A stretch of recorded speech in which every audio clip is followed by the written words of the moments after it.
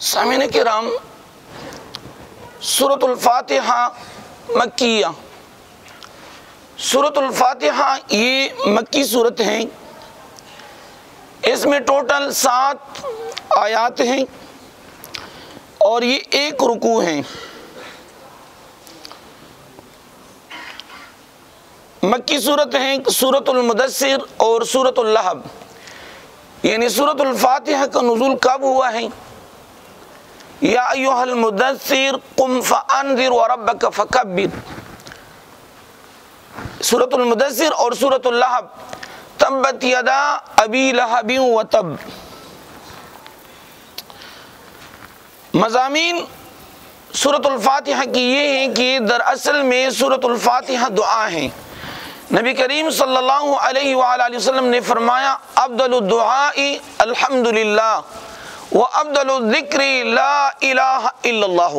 نبی کریم صلی اللہ علیہ وآلہ وسلم نے فرمایا کہ بہترین ذکر لا الہ الا اللہ اور بہترین دعا الحمدللہ۔ سورۃ الفاتحہ یہ ایک دعا ہے۔ اس کے ٹوٹل 4 حصے ہیں سورۃ الفاتحہ کی۔ نمبر 1 الحمدللہ رب العالمین الرحمن الرحیم مالک یوم الدین۔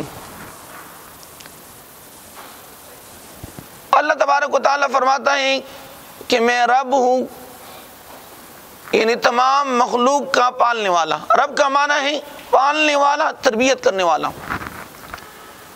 الرحمن، الرحمن کا معنی ہے عام مہربان، دنیا کے اندر کافر اور مسلمان دونوں کے اوپر۔ الرحیم، خاص مہربان، قیامت کے دن صرف اور صرف مومنین کے اوپر۔ مالک یوم الدین، اور قیامت کے دن کے بادشاہ۔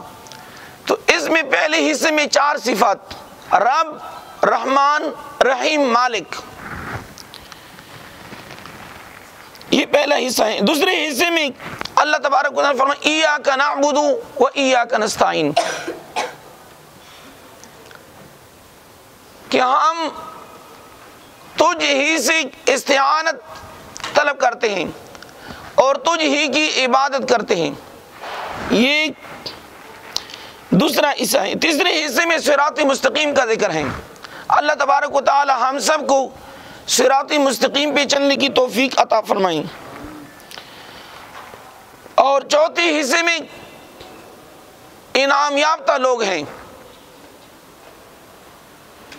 انعمت علیہم، یعنی اہدنا الصراط المستقیم صراط الذین انعمت علیہم۔ ہر نماز میں ہم یہی پڑھتے ہیں، اس کا معنی یہ کہ الہی مجھے صراط مستقیم نصیب فرما، اس پہ چلنا نصیب فرما۔ لیکن کن لوگوں کا راستہ؟ فرمایا انعمت علیہم، جن لوگوں کے اوپر آپ نے انعام فرمایا ہے۔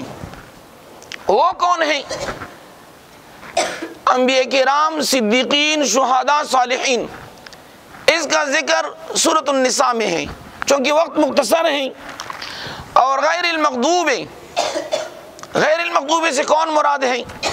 عبداللہ ابن مسعود رضی اللہ تعالی عنہ نے فرمایا کہ نبی کریم صلی اللہ علیہ وآلہ وسلم نے فرمایا کہ غیر المغضوب سے مراد یہود ہیں، ولا الضالین سے مراد عیسائی ہیں، گمراہ۔